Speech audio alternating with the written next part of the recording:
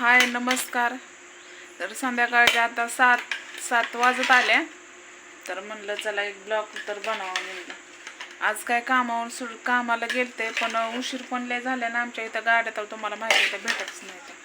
तर दवाखान्यात गेलती. मला नख काढायला सांगितलं हे नख, कारण लय खूप असं रक्त साकळले हे कधी पण निघू शकतंय. मग आता आपल्याला काम करायचंय, पाण्यात हात 24 तास तिथं भांडे घासावं लागतं. त्यामुळे ही नख काढायला सांगितलं. बघू शकता ते मला खोटं वाटत असं खूप असा ब्लड त्यात साचलाय, निळा झालाय, सहज काय वसरले नाही. आणि तसंच कामाला पण जायला हे नव्हतं, कारण इरबळ झोपून माणसांबाई टिकली काय झाली, टिकली पण पडली. आणि तसं पण टिकली असली काय नसली काय मला काय फरक नाही पडत, बरोबर. पण आपल्या तोंडाला शोभा दिसते म्हणून आपण लावतो. तर टिकल्या झोपली होती, झोपेत न उठली आणि ती बघितलंच नाही टिकली आहे का नाही, कारण मोबाईल आज घेतला पण नाही आणि काहीच नाही. तर बघू शकता इकडं आईचं काय चाललंय. बघा वड्या बनवायला लागली. किती पानं आहेत ती ग, 2-3च, 4-5च पानं होती की. तेवढ्याच वड्या बनवायला लागले. म्हणले काय करावं, फेकून द्यावं का, तेवढीच बनवायला लागले. तर अशा पद्धतीने आई पण गेलती बाहेर, बाहेर कुठं गेलती, दवाखान्यात सरकारी जावं म्हणलं. तर आज रविवार सरकार दवाखाना बंद असतो, उद्या सोमवार. आता कामाला तर जाणं खूप गरजेचं आहे. पण कसं आहे माहिती आहे का, त्याच्या आधी तुम्हाला काही गोष्टी सांगायच्यात. पण कसं आहे, लोक मजा उडवतात, कारण आपल्यालाच कोण धरत नाही, किंमत करत नाही. त्यामुळं आपण कोणाला बोलायची गरज लागत नाही, बरोबर. सगळ्या म्हणजे काय सण सूद काय असेल तर आपण सगळ्याला सांगतो, बरोबर आहे का नाही. पण आपण सगळ्याला सांगतो, पण का त्यामध्ये खुशी असते, आनंद असतो. पण काही लोक असतात नाही ते सांगत. आता तुम्ही म्हणसान कुणाचं काही, आपण काय कुणाची नावं काढत नाही. मी जे बोलते माझ्या बहिणीचं बोलते. तिचा कार्यक्रम होता ये म्हणली, पण नाही जाणं झालं मला, कारण आई पण गेलती बाहेर देवाला.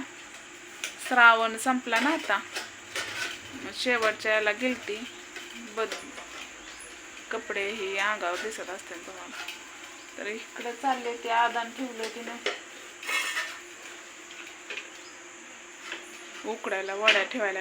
काय होतंय माहितीये का, हेड्या लय मोठा टाकायचा म्हणलं का नाही, लय हे होतंय, त्रास होतोय.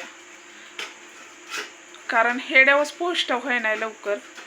म्हणजे एकदा मी टाकला होता त्या दिवशी, ते लय मोठा हेड पोस्ट होत नाही. अशा पण कमेंट आल्या मला की 2 मिनिटाचा टाकूस तर, 1 मिनिटाचा टाकूस तर ताई 5 मिनिटाचा टाकत जा हेड.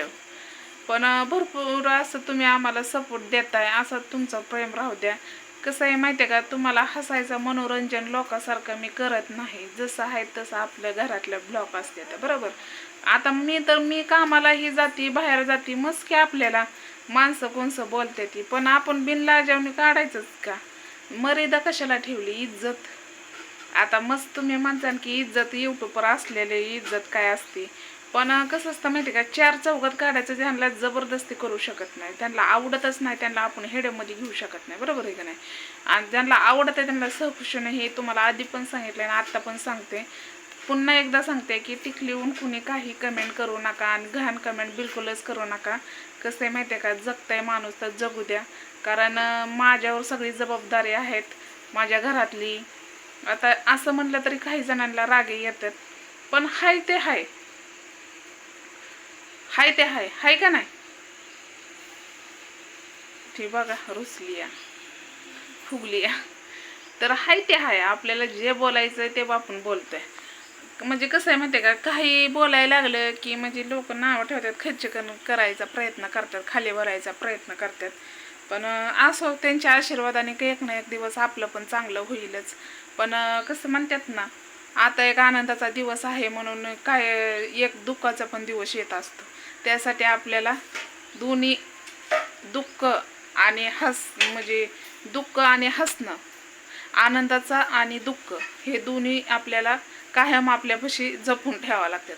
कारण कधी आनंदाचा दिवस येतो सांगून येत नाही, कधी दुःखाचा डोंगर येतो कधी सांगून येत नाही. त्यामुळं दोन्हीही आपल्या हृदयामध्ये झाकून ठेवायचं. आनंदात झालं तर आपण खूप आनंद होतोय आणि दुःख झालं तर आपण दुःखी होतोय, बरोबर. तर चला, हेडेव काय मोठा बनवत नाही. हेडेव आवडला असला तर नक्कीच लाईक करायला विसरू नका. तर बाय.